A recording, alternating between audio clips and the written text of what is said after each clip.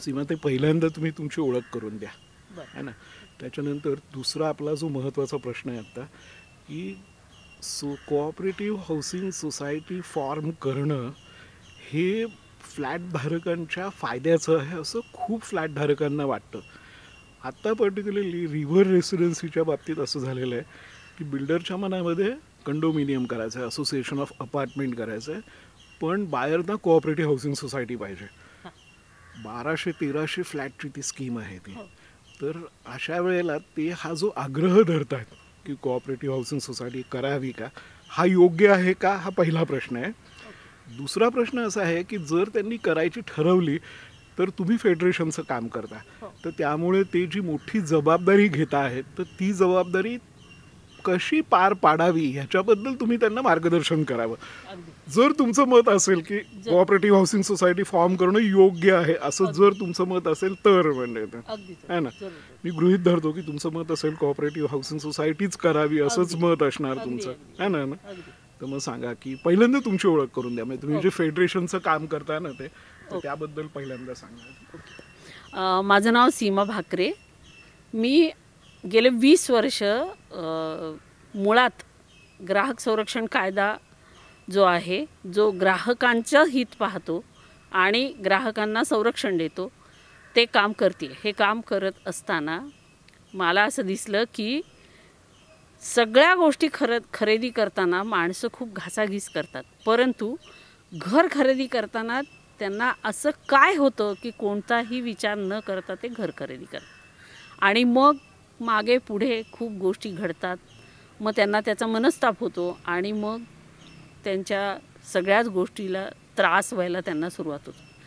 तेव्हा मी असा विचार केला की घर घ्यावं आणि घेतल्यानंतर आपण जिथे राहतो ते कसं आपण तिथे राहावं, तिथे काय केलं म्हणजे आयुष्यभर एक चांगल्या घरात किंवा चांगल्या सोसायटीत राहण्याचं स्वप्न आपलं पूर्ण होऊ शकेल, हे आपल्यालाच कळलं पाहिजे. हे लोकांना शिकवण्याचं एक विचार माझ्या मनात आला आणि म्हणून मी पुणे जिल्हा कोऑपरेटिव्ह हाऊसिंग फेडरेशन जी आहे तिथे मी काम करत आहे. आता सगळ्यात महत्त्वाचं, हे जे काम मी करते आहे हे काही पैसे कमवण्यासाठी वगैरे करत नाही. समाजामध्ये जेव्हा असं दिसतं की लोकांना घर घेतल्यानंतर अगदी कमीत कमी जरी घराची किंमत म्हटलं तरी 10 ते 15 लाखापासून 2-2 कोटी रुपयापर्यंत फ्लॅट घेतात, परंतु त्याच्यामध्ये सुखाने राहण्याचा विचार कसा असतो हे त्यांना कळत नाही. हे जेव्हा मला दिसलं त्यावेळेला मी असं म्हटलं की एक विचार करू की लोकांना समजावून सांगायचं एक प्रयत्न करू. त्यांना कायदा म्हणजे काय आहे, सहकार कायदा म्हणजे काय, म्हणजे तो 1960 साली झालेला आहे आणि त्याच्यामध्ये कोणकोणत्या गोष्टी सांगितलेल्या आहेत, त्याचे आपण राहत असलेल्या ठिकाणी कसे फायदे आपण करून घेऊ शकतो, या सगळ्या गोष्टी लोकांना सांगणं खूप गरजेचं आहे असं मला जाणवलं आणि म्हणून मी हे काम सातत्याने करते.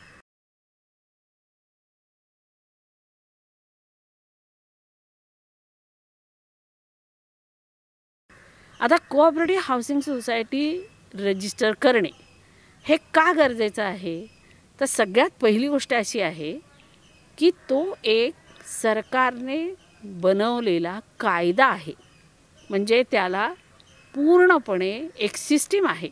म्हणजे कशी की बुवा कोऑपरेटिव्ह हाऊसिंग सोसायटी रजिस्टर केल्यानंतर त्यांच्यासाठी काहीही अडचणी आल्या तर उपनिबंधक म्हणजे सब रजिस्ट्रार, नंतर जिल्हा उपनिबंधक, DDR म्हणजे डिस्ट्रिक्ट डेप्युटी रजिस्ट्रार आणि पुढे कमिशनर इथपर्यंत ती व्यवस्था आहे. त्याच्याही पुढे मंत्रिपदापर्यंत पण ही व्यवस्था आहे. अशी व्यवस्था जिथे असेल, तसं सहकार न्यायालय स्वतंत्र आहे, अशी व्यवस्था जिथे असेल त्या कायद्याच्या अंतर्गत आपण जेव्हा सोसायटी रजिस्टर करतो त्यावेळेला सोसायटीमध्ये येणाऱ्या कोणत्याही अडचणीला दाद मागण्यासाठी किंवा मार्गदर्शन करून घेण्यासाठी मिळण्यासाठी संपूर्ण व्यवस्था तुम्हाला तिथे सहज उपलब्ध करून दिलेली आहे. आता सोसायटी चालवणं आपल्याला सगळ्यांना माहिती आहे की आपण जिथे राहतो तिथे त्या इमारतीचा संपूर्ण मेंटेनन्स, म्हणजे जसं घर चालवतो, घराला प्रॉपर्टी टॅक्स आहे, विजेचं बिल आहे, पाणी लागतं, मग पाणी आपल्याला सप्लाय कॉर्पोरेशन करते किंवा ना ग्रामपंचायत करते, तर आपल्याला पाणी लागतं, मग स्वच्छता लागते. या जशा घरामधल्या गोष्टींना आपण पैसे देतो हे सगळं करून घेण्यासाठी, तसंच जेव्हा आपण सोसायटीत राहतो तेव्हा सोसायटीच्या सर्व व्यवस्था ज्या सांभाळायच्या असतात त्याच्यासाठी सुद्धा पैसे हे लागतातच.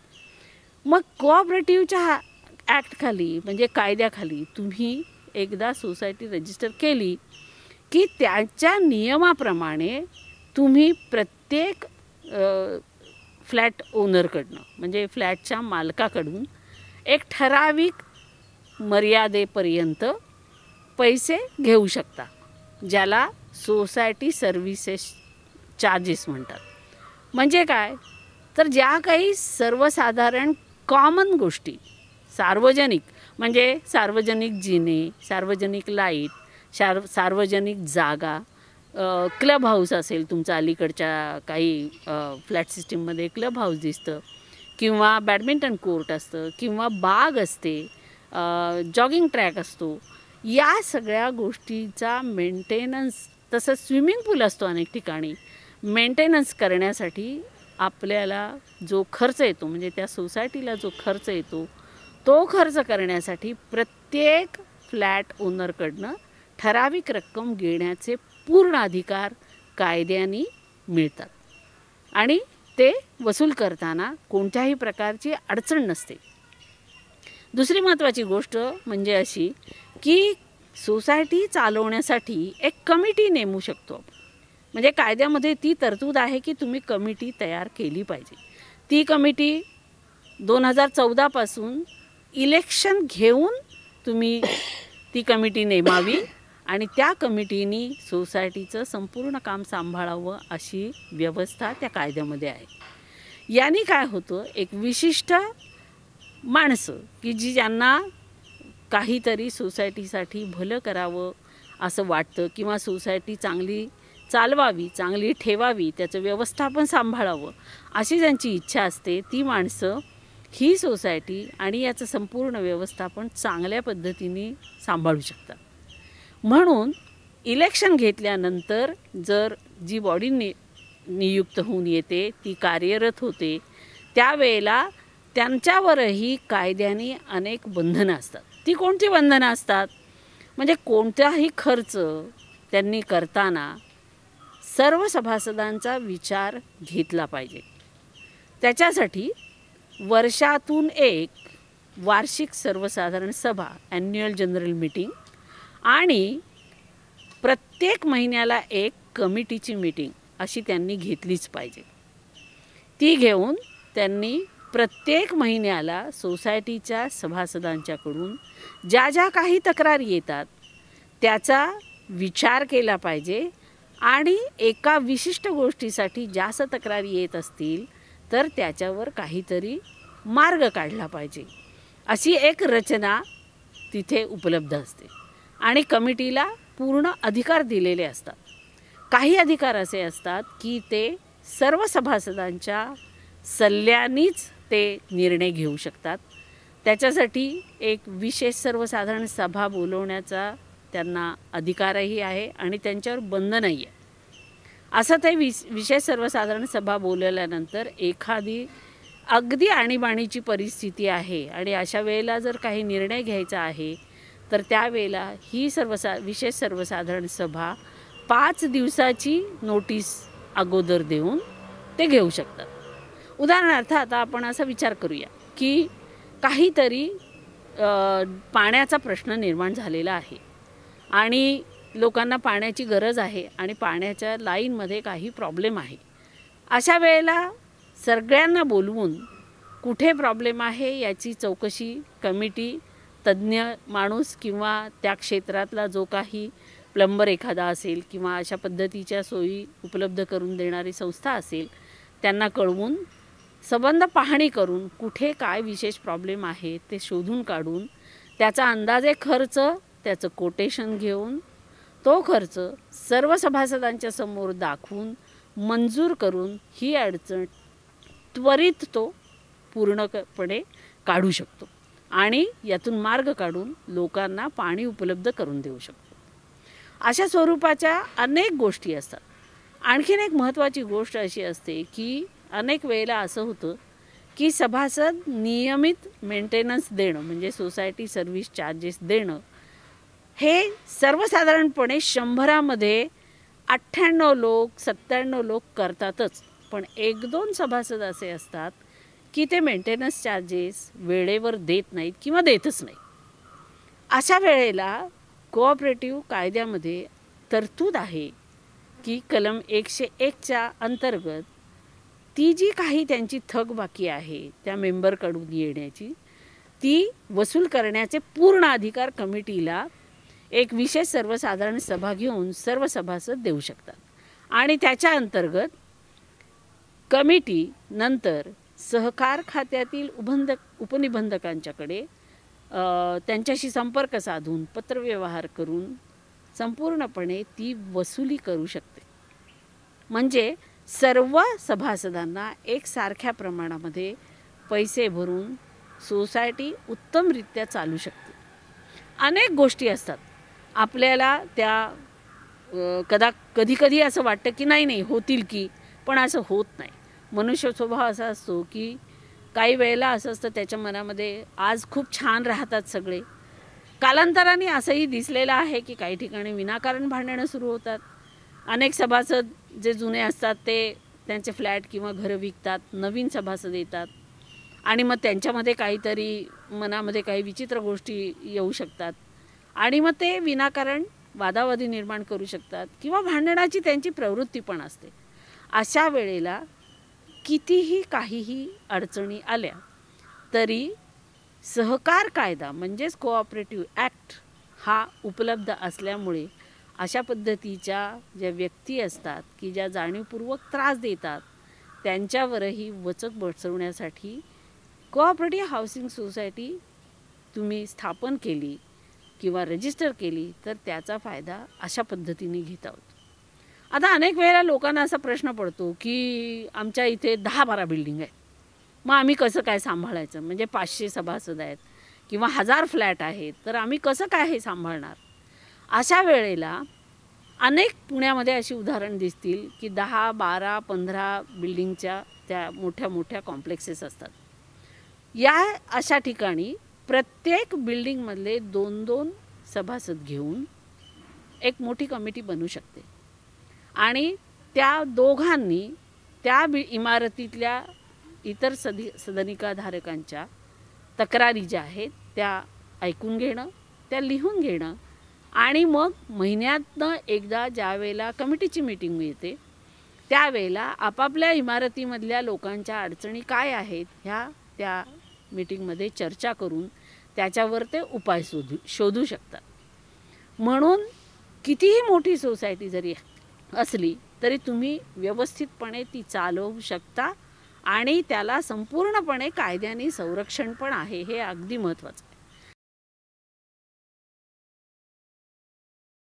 अलीकडे असं दिसतं की अनेक लोकांना वेळ नसतो किंवा काहींना असं पण वाटतं, म्हणजे माझ्या अनुभवामध्ये असं पण आहे की वेळ असतो पण वाईटपणा नको किंवा काम करायला नको, अशी पण एक मानसिकता लोकांची झालेली आहे.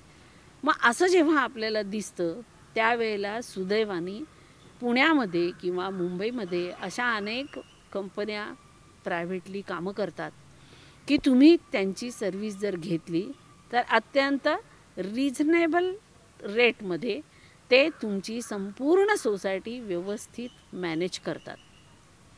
त्याच्यासाठी त्यांना अतिशय वेळेमध्ये तुम्ही जर तो निर्णय घेतलात तर त्यांच्याशी चर्चा करून तुम्ही थोडंसं निगोशिएट करून योग्य त्या चार्जेसमध्ये तुमची सोसायटी संपूर्ण चालवण्यासाठी त्यांच्याकडे देऊ शकता.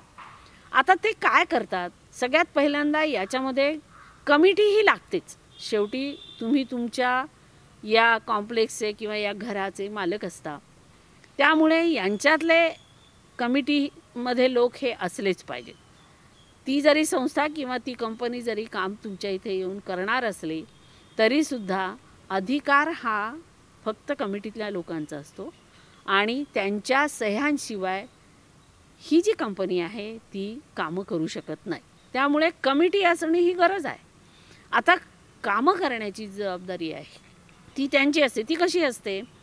तुमच्या क्लिनिंगपासून तुमचे दर महिन्याला मीटिंग घेणं कमिटीची, त्याचे मिनिट्स लिहिणं, ते मेंटेन करणं, वार्षिक सर्वसाधारण सभा बोलवणं, त्याच्यासाठी सगळं सभासदांना नोटीस म्हणजे पत्र पाठवणं, मेल पाठवणं. अलीकडे मेलवर पण बरेच व्यवहार ते करतात.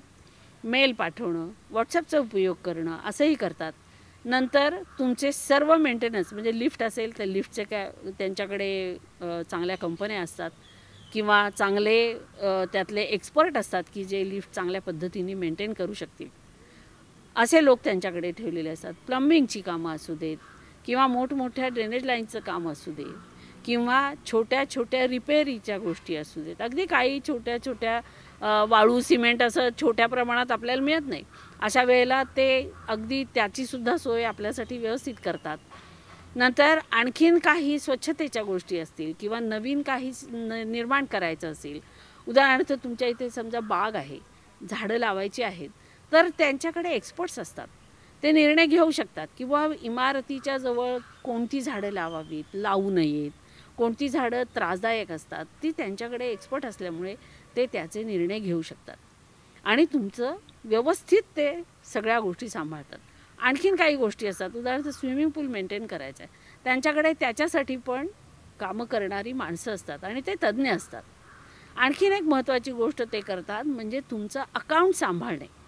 सातत्याने सगळ्यात जर किचकट काम कुठलं असेल तर पैशाचे व्यवहार करणं हे सर्वसाधारणपणे अनेक कमिट्यांमध्ये लोकांना असं वाटतं की नको बुवा ते कुठेतरी चुकलं तर आपल्यावर येईल की काय, किंवा भीतात माणसं. तर अशा सगळ्या गोष्टीसुद्धा हे या अशा कंपन्या ज्या आहेत त्या सांभाळतात. तुमचं अकाउंट मेंटेन करणं, ऑडिट करून देणं, अशा गोष्टीसुद्धा ते तुम्हाला स्वतःहून देत असतात. त्याच्यासाठी चार्जेस जे असतात ते अकाउंटचे चार्जेस कोऑपरेटिव्हच्या ॲक्टच्या नियमाप्रमाणे ते घेतात आणि तुम्हाला या सगळ्या गोष्टी करून देतात. मग आता इतकं सगळं दिल्यानंतर तुम्हाला कायदा आहे, तो कायदा राबवण्यासाठी संपूर्ण व्यवस्था आहे. ती व्यवस्था तुम्हाला मदत करतच असते. वेळोवेळी तुम्हाला जर नाही वेळ झाला तर तुम्हाला प्रायव्हेट कंपन्या देणाऱ्या आहेत की ज्या ही सगळी सेवा पुरवतात. आणि इतकं सगळं केल्यानंतर तुमच्या फक्त सह्यांची गरज त्यांना असते. या सगळ्या गोष्टी केल्यानंतर तुम्ही स्वतः विचार करा की जर इतक्या अशा चांगल्या पद्धतीने सोसायटी चालवली जात असेल, मेंटेन केली जात असेल, कुठल्याही प्रकारचा त्रास तुम्हाला त्याच्यामध्ये होत नसेल, तर आपण कोऑपरेटिव्ह हाऊसिंग सोसायटीच रजिस्टर केली पाहिजे आणि ते सगळ्यांच्या दृष्टीने चांगलं आहे हे तुम्हाला पटल्याशिवाय राहणार नाही. अलीकडच्या काळामध्ये माझ्याकडे अनेक जण अशा तक्रारी घेऊन येतात की बिल्डरने अपार्टमेंट डीड केलेला आहे किंवा कंडोमिनियम केलेला आहे. कंडोमिनियम काय किंवा अपार्टमेंट डीड काय दोन्ही सारखंच आहे, त्याच्यामध्ये फक्त शब्द वेगळे आहेत. म्हणजे त्याच्यामध्ये असं असतं की तुम्ही जो फ्लॅट स्वतःचा जो असेल त्याचं सेल डीड बिल्डरशी तुम्ही केलेलं असतं. इथे वैयक्तिक सेल डीड होतं, म्हणजे फ्लॅटची मालकी तुमच्याकडे असते आणि ती तुमच्याबरोबर त्यांनी सेल डीड करून निश्चित केलेली असते. याच्यामध्ये प्रश्न असा पडतो सगळ्यांना, म्हणजे बऱ्याच जणांना हे माहिती नाही आहे की याच्यामध्ये सुद्धा बिल्डरनी सर्व फ्लॅटधारकांशी सेल डीड केल्यानंतर ओपन स्पेस किंवा कॉमन टेरेसेस, कॉमन ज्या जागा असतात या सर्व तिथे राहणाऱ्या फ्लॅटधारकांच्याच असतात. त्याची मालकी ही त्या फ्लॅटधारकांची असते. म्हणजे उदाहरणार्थ असं समजूया की एक 10,000 स्क्वेअर फुटाचा प्लॉट आहे आणि त्याच्यावरती समजा एक 100 फ्लॅट बांधलेले आहेत, एक 10 मजली 11 मजली इमारतीमध्ये अशा बांधलेल्या आहेत. तर त्या 10,000 स्क्वेअर फूट जागेची मालकी ही त्या इमारतीमध्ये राहणाऱ्या प्रत्येक माणसाला त्याचा जो शेअर आहे तो त्या लँडमधला संपूर्णपणे त्याच्या मालकीचा होतो. आता हे सांभाळताना अडचण कुठे येते? त्याच्या फ्लॅटच्या साईजच्या प्रपोर्शनमध्ये. नाही, लँडच्या प्रपोर्शन हे सगळ्यांना सारखं. सगळ्यांना सारखं. हो, कॉमन आहे. कॉमन एरियामध्ये सगळ्यांना सारखं असतं. आणि हे सांभाळताना अडचणी कुठे येतात? आता अपार्टमेंट केलं, आपण सगळे राहत असतो. सुरुवातीला नवीन घरात आलो म्हणून आनंदात असतो, म्हणून आपण खूप छान सगळ्या गोष्टी म्हणत असतो. परंतु सगळ्याच माणसांची वृत्ती जी आहे ती आता आहे ती उद्या राहील असं काही गॅरंटी देता येत नाही. मग त्याच्यामध्ये काही माणसं खूप हट्टी असतात किंवा इगोइस्टिक असतात किंवा विनाकारण त्रास देणारी असतात. अशा याच्यामध्ये जर काही गडबडी झाल्या तर तुम्हाला कमिटी जी असते ती फक्त तुमच्या सोयीसाठी तुम्ही चालवलेली असते किंवा तयार केलेली असते आणि ती तुमची संबंध अपार्टमेंटची जागा सांभाळत असते. परंतु त्याच्यामध्ये काही अडचणी आल्या तर हायकोर्टात जाण्याशिवाय पर्याय नसतो. त्याला तर त्याला कोऑपरेटिव्ह सारखी कोर्टाची रचना नाही. म्हणजे त्याला वेळ लागतो, मग खर्चही येतो. तो खर्च ही गोष्ट तितकीच खरी आहे की तो तुम्ही ज्याच्याकडनं येणं बाकी आहे त्याच्याकडनं वसूल करू शकता, पण भांडणं ही करण्याची वेळ येते आणि कोर्टात जावं लागतं. दुसरी गोष्ट अशी आहे की या सगळ्या जागेच्या आणि मालकीच्या ज्या काही गोष्टी आहेत त्या तुम्ही कोऑपरेटिव्हमध्ये जर तुम्ही रजिस्टर केली सोसायटी तर त्या संपूर्ण प्लॉटसहित मोकळ्या जागांची सगळी मालकी जी असते ती सोसायटीची असते आणि त्या सोसायटीचे तुम्ही मेंबर म्हणून तुमची असते. हे ॲटोमॅटिकली येतं. सोसायटीमध्ये कसं होतं की सोसायटीची मालकी असल्यामुळे कमिटीचे निर्णय आणि तुम्ही सगळ्यांनी मिळून घेतलेले निर्णय हे त्या मेंबरवर किंवा तिथे राहणाऱ्या प्रत्येकावर बंधनकारक असतात. तसा अपार्टमेंटमध्ये ऐकणारी माणसं जर नसतील तर ती प्रत्येक गोष्ट आपण कोर्टात न्यायची का आणि त्याच्यासाठी आपण किती पैसा, वेळ, एनर्जी खर्च करायची याचा विचार करणं ही सुद्धा आपली ड्युटी आहे. अनेक वेळेला असं होतं की एकाच प्लॉटमध्ये किंवा एकाच प्रोजेक्टमध्ये काही वेळेला रो हाऊसेस असतात आणि काही बंगलो असतात आणि काही फ्लॅट सिस्टीम असतात. अशा वेळेला निश्चितपणे कालांतराने भांडणं सुरू होतात. म्हणजे कशी, फ्लॅटमध्ये लिफ्ट असते, रो हाऊसेसना लिफ्टची गरज नाही, मग ते म्हणणार आम्ही तो खर्च का द्यावा. मग बंगलोवाले म्हणतात की आमचा एरिया असा आहे, मग आम्हाला 2 कार आम्ही पार्क करू शकतो आमच्या ह्याच्यामध्ये, मग आम्ही तुम्हाला का हे करावं. अशा छोट्या गोष्टीमध्ये आपण भांडणं करायला सुरुवात करतो आणि मग नंतर ते जे आनंदाने सुखाने राहण्यासाठी आयुष्यभराची कमाई घालून आपण जे घर घेतलेलं असतं तिथं आपल्याला त्या समाधानाने राहता येत नाही. म्हणून कोऑपरेटिव्ह सोसायटी रजिस्टर करणं हे समाधानाने राहण्यासाठी, शांततेने राहण्यासाठी, कायदेशीरपणे राहण्यासाठी, सर्वांना समान मालकी मिळते म्हणून हे खूप गरजेचं आहे. आता ही सोसायटी रजिस्टर केल्यानंतर आणि तुम्ही चालवता आहात हे सगळं सुरळीत सुरू झाल्यानंतर छोट्या गोष्टीसाठी तुम्हाला मदत करण्यासाठी प्रत्येक जिल्ह्यामध्ये एक जिल्हा फेडरेशन महासंघ असतो. तसा पुण्यामध्ये पुणे जिल्हा सहकारी गृहनिर्माण संस्थांसाठी महासंघ आहे.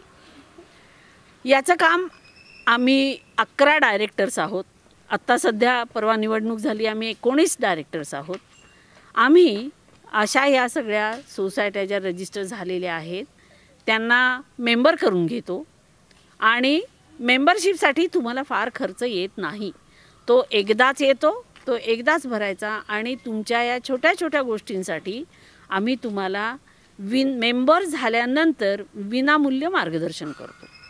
कधी असं होतं की काही सभासद आम्हाला कायद्यानेच दाखवा, आम्हाला वकिलाचंच लेखी मत पाहिजे असं जेव्हा म्हणतात त्यावेळेला फेडरेशन तुम्हाला लेखी वकिलांच्या, तज्ज्ञ वकिलांच्याकडनं लेखी उत्तर देते तुमच्या प्रश्नांना. त्याचे जे चार्जेस असतात ते अत्यंत रिझनेबल असतात आणि अगदी खूप मोठे जर प्रश्न असतील जे कोर्टामध्ये जाण्यासारखे असतील त्यावेळेला कोर्टात जाण्यासाठी पण मार्गदर्शन केलं जातं. आणखीन एक महत्त्वाची गोष्ट म्हणजे फेडरेशन तुम्हाला कन्व्हेन्स डीड करण्यासाठी पण मदत करते.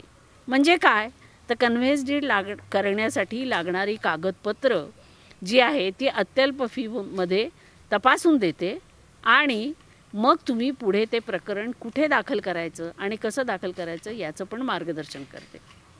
फेडरेशनचं आणखीन एक महत्त्वाचं काम असं आहे की ज्या सोसायट्यांना असं मार्गदर्शन हवं आहे की सोसायटी चालवताना येणाऱ्या अडचणींसाठी किंवा इतर काही अंतर्गत प्रश्नांसाठी त्यावेळेला फेडरेशनमध्ये जे संचालक काम करतात ते तुम्हाला सोसायटीमध्ये येऊन अशा गोष्टींची माहिती देतात.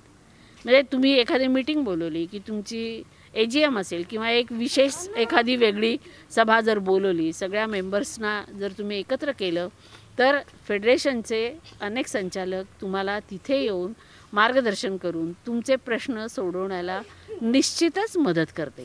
याचे पण खूप चार्जेस फेडरेशन घेत नाही, कारण फेडरेशनचा उद्देश जो आहे तो सोसायट्यांना सर्व कायद्यांची माहिती घेऊन सोसायट्या सुरळीत कशा चालवाव्यात यासाठी त्यांना मदत करणे हा हेतू आहे. पैसे कमवणे हा तिथे हेतू नाही. म्हणून सर्व सोसायट्यांनी याचा जरूर लाभ घ्यावा.